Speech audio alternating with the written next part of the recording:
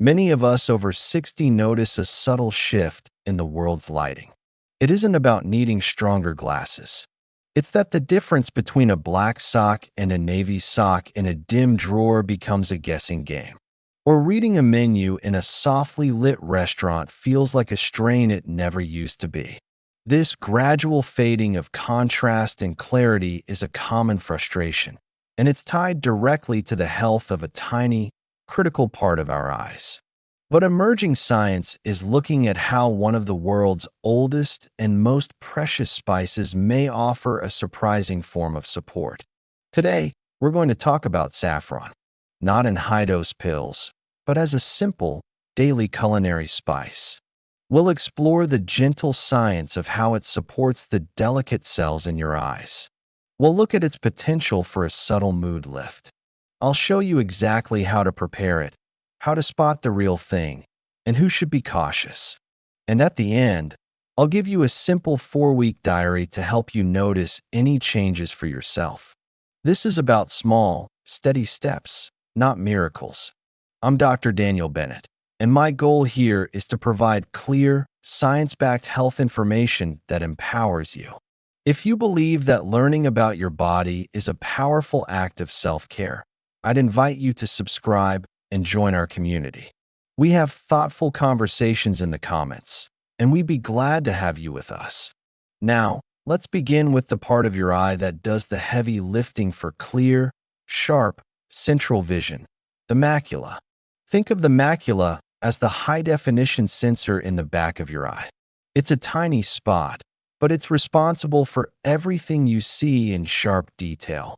The words on this screen, the features on a loved one's face, the texture of a piece of fabric.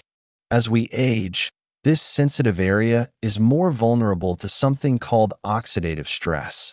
That sounds complicated, but it's a simple concept. Oxidative stress is like a slow, biological rusting process. Just as metal rusts when exposed to oxygen and moisture, the hardworking cells in our bodies, including those in the macula, can get rusted by unstable molecules called free radicals. This cellular rust can damage the light-sensing cells and the tiny blood vessels that nourish them. Over time, this can reduce their efficiency, leading to that loss of contrast and sharpness we talked about. This is where saffron enters the picture. Saffron threads contain incredibly potent antioxidant compounds, primarily two called crocin and crocetine. These are what give saffron its brilliant golden-orange color. Think of crocin and crocetine as powerful rust-proofers for your cells. Studies, particularly in older adults with early signs of macular changes, suggest that these compounds do a few remarkable things.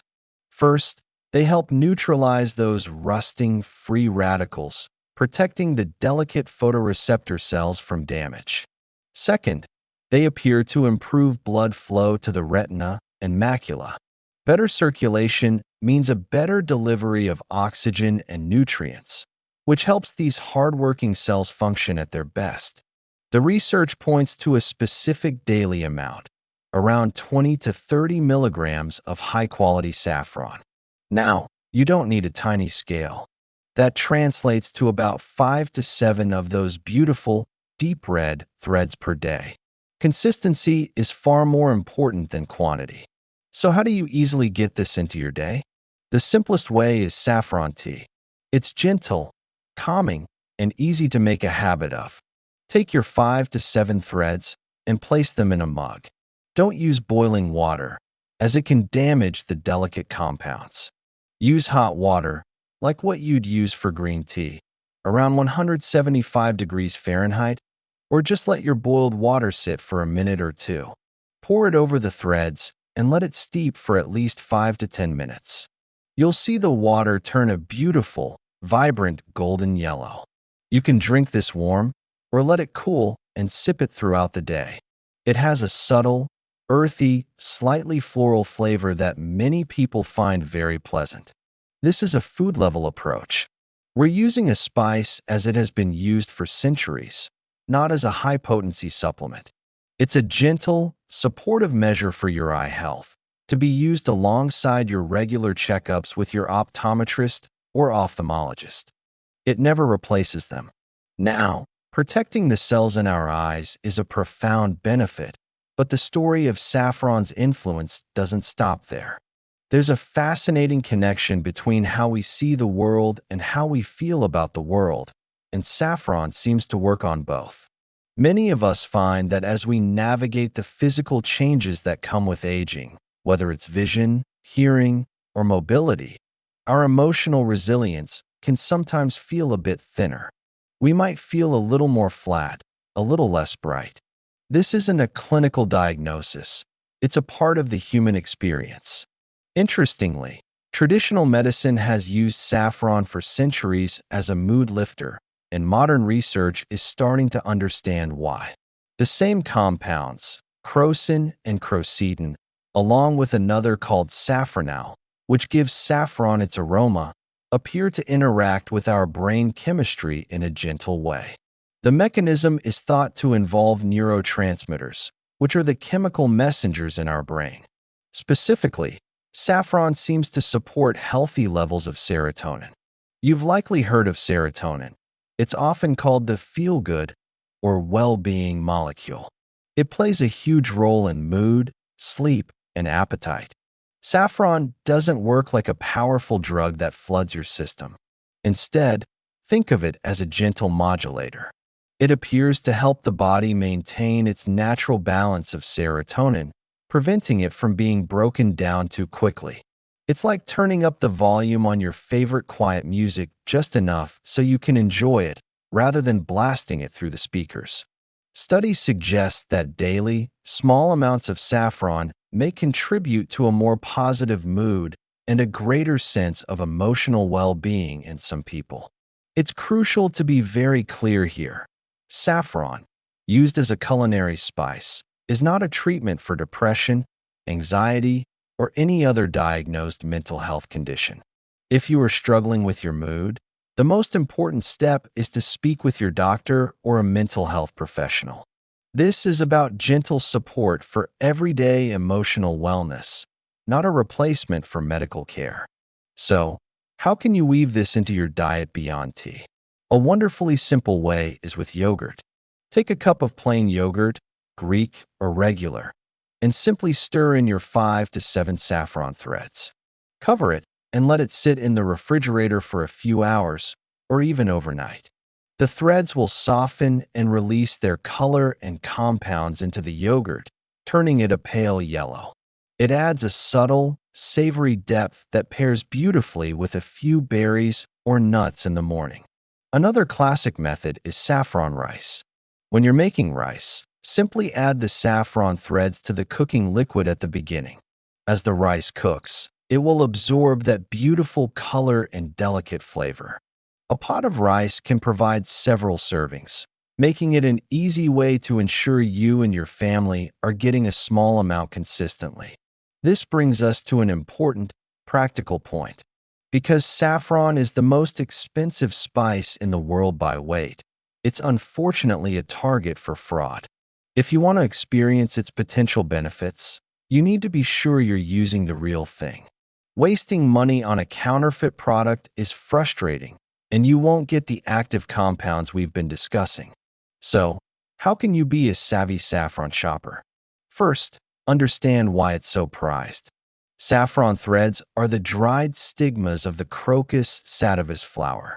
Each flower produces only 3 tiny, delicate stigmas, which must be harvested by hand. It takes thousands of flowers to produce just 1 ounce of saffron, which explains its cost.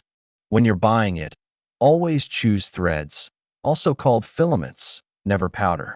Saffron powder can be easily cut with cheaper spices like turmeric, paprika, or safflower, and you'll have no way of knowing. Look for threads that are a uniform, deep, vibrant red. You might see a tiny bit of yellow or orange at the very base of the thread where it was attached to the flower, and that's okay. But if you see a lot of yellow, it's a lower quality product. The threads themselves should look like little trumpets, thinner at one end and flared at the other. Next, use your nose. Real saffron has a very distinct aroma. It should smell complex, a little bit floral, a little bit like sweet hay, and slightly earthy. It should not smell musty or have no scent at all. But the ultimate test is the water test. This is where you can spot a fake immediately. Take 2 or 3 threads and drop them into a small bowl of cool or lukewarm water. Real saffron will slowly, gracefully bleed a beautiful, bright golden yellow color into the water. This can take 10 to 15 minutes. And here's the key. The threads themselves will remain red. A common imposter is safflower, which looks vaguely similar but is much cheaper. If you drop safflower threads in water, the color will wash out almost instantly, and the threads themselves will lose their color. Other fakes might be dyed corn silk, and the red dye will run off, often turning the water a muddy red, not a clear gold. So, to recap your buyer's checklist, buy whole threads, not powder. Look for deep, all red color. It should have a distinct sweet hay and floral aroma. It should color water a bright gold, while the threads stay red. Store your saffron in an airtight container in a cool, dark place, like a cupboard. Light and moisture are its enemies. Stored properly, it will keep its potency for a couple of years. If you are finding this breakdown helpful, just a quick reminder to tap the subscribe button so you don't miss our future videos on practical, evidence-based health topics. Now, I want to address a common myth. There's a belief that because saffron is so precious, you must need to use a lot of it to get any benefit. The opposite is true. The scientific studies on vision and mood use those small, consistent amounts we've discussed, 20 to 30 milligrams a day. More is not better. In fact, extremely high doses of saffron can be toxic, but you are nowhere near those levels when using it as a culinary spice. Sticking to those 5 to 7 threads a day is the safe, effective, and economical approach. Before we move on to our simple tracking diary, it is very important to discuss who should be a little more cautious. While using saffron at these food-level amounts is safe for most people, there are a few situations where you should check in with your doctor or pharmacist first. If you are taking medication for high blood pressure, be aware that saffron may have a mild blood pressure lowering effect. This is generally a good thing, but if you're on medication, you'll want to make sure the combined effect doesn't lower your pressure too much. A quick message to your clinician is a wise step. Similarly, if you are on blood-thinning medication like warfarin, or even if you take daily aspirin, you should check with your doctor. Saffron may have a mild antiplatelet effect, meaning it can slightly thin the blood. For most, this is not an issue, but for those with bleeding disorders or on specific medications, it's a necessary conversation. And finally, while this channel is for those of us over 60, you may be a caregiver for a younger family member.